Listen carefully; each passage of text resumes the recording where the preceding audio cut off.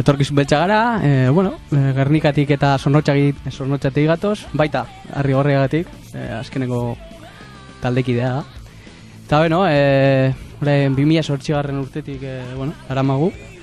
Eta, gaur arte gure soinua beti zen da heavy metal klasikoa.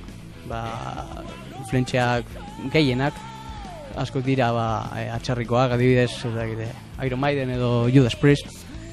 Eta, gero gaur arte egin du bi EP txiki, bi maketatxoak, bai.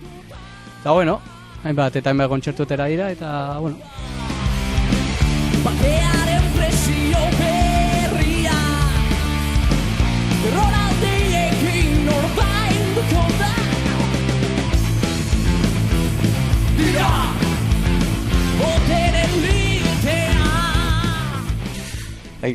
Gustura gauzea, egin dugu proba eta dana, gauzea joteko gogoakin, eta kriston ondo entzuten da, kriston leku ikaragarria da, inoz ez gara egon hemen, eta benetan pozik hau hemen egoteagatik, ez? Gainera kriston aukera da, telebistan agertzea gero, ez dakit, elkarren grabatzea, hori da promozio bezala, eta jendeak ezagutzeko gure taldea eta hori, oso aukera hona dela uste dugu, eta oso gustura gauz, eta pozik.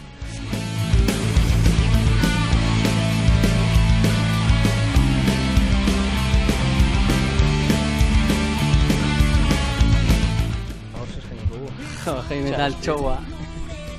Sortzi abesti, gaur eskainiko dugu, sortzi abesti, batzuk barriak, beste batzuk sarrak, da purtsueto, heavy metala, klasikoa.